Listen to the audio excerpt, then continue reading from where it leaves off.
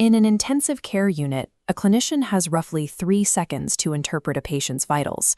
If a heart rate monitor is difficult to read, the resulting delay is a physiological bottleneck that costs lives. The interface dictates the outcome. This is the domain of human-machine interaction, or HMI. Interface design is the applied science of human constraints. It is the practice of mapping digital information to our exact biological, visual, and cognitive limitations. The human brain has a strictly limited computational capacity. Every piece of ambiguous information on a screen forces the brain to pause and process, draining that capacity. A poorly designed user interface taxes the mind unnecessarily.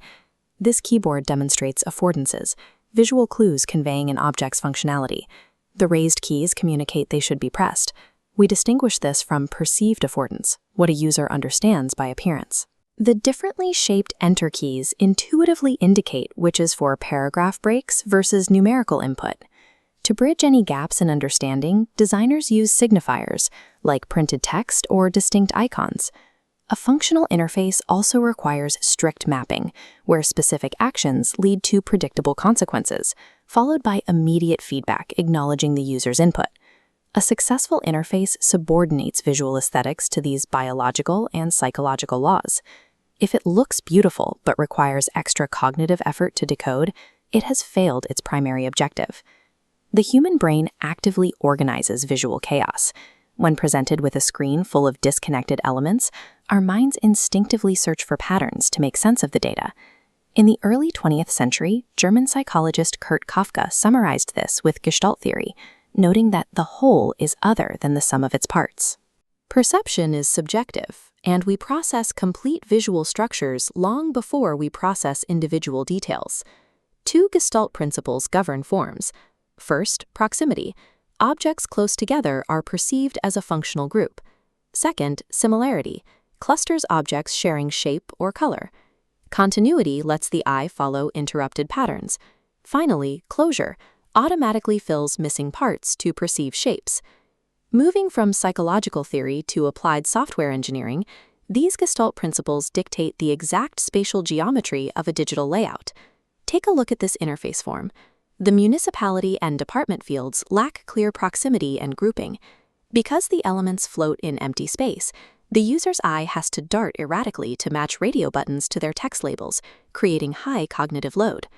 By adding explicit section headings, jurisdiction, location, and personnel, we immediately associate related elements.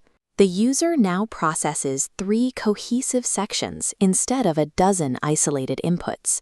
Standard organizational guidelines require strict mathematics. You must leave exactly 2 character positions between a border and the left or right side of an element, ensuring adequate white space to reinforce the visual group. Compare the top layout with the bottom. The Gestalt grouping is finalized using specific boundary rules. We apply thick, single-line borders around entire sections of related controls, while using thin, single-line borders around the individual elements themselves. Applying Gestalt principles correctly minimizes pointer and eye movement. It eliminates ambiguity before the user even reads a single word, directly reducing their mental workload. Layout handles spatial organization, but the physical hardware of the human eye governs our perception of light and color.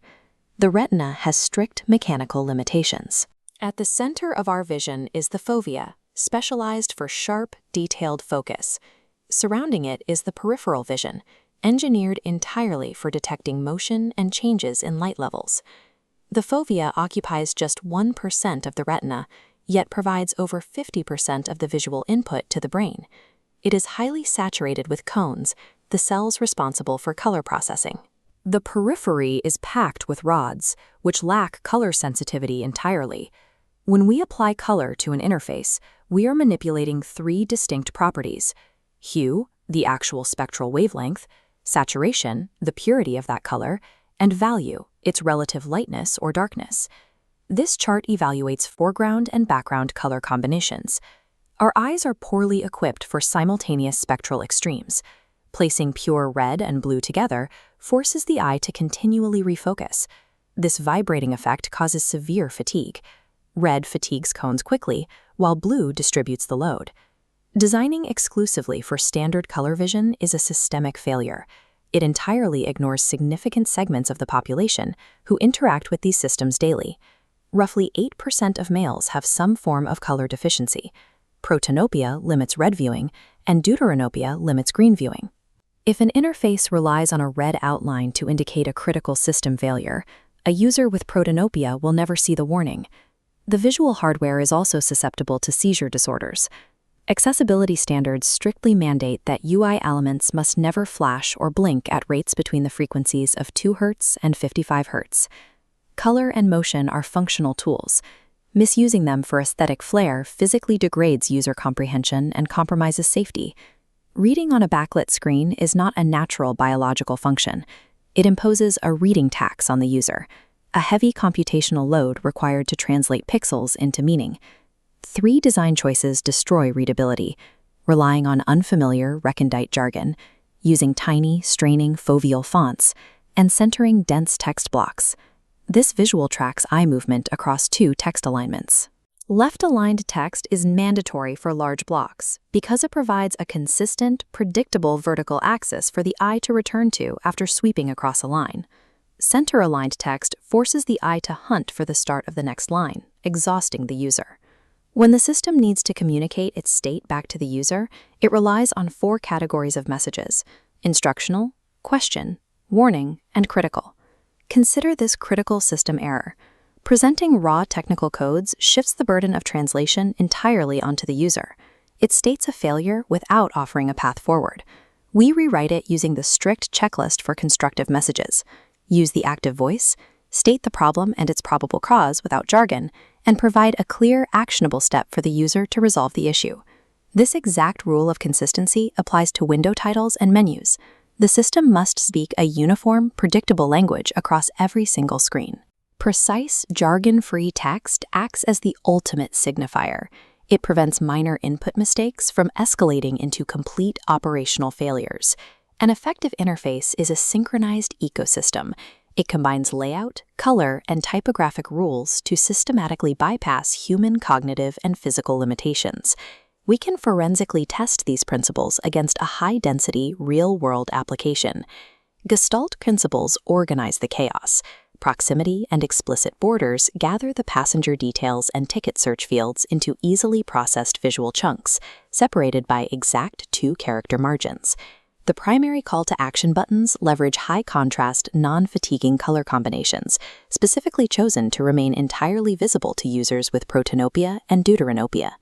The data tables are strictly left-aligned to ease the eye's return sweep, while the instructional text at the top communicates the system state in a clear, active voice, entirely free of internal code. You do not evaluate a user interface based on its artistic beauty. You evaluate it based on its mathematical and biological adherence to these structural constraints. When Gestalt layout, precise foveal color contrast, and clear text mapping align perfectly, the interface itself vanishes. What remains is pure, frictionless human intention.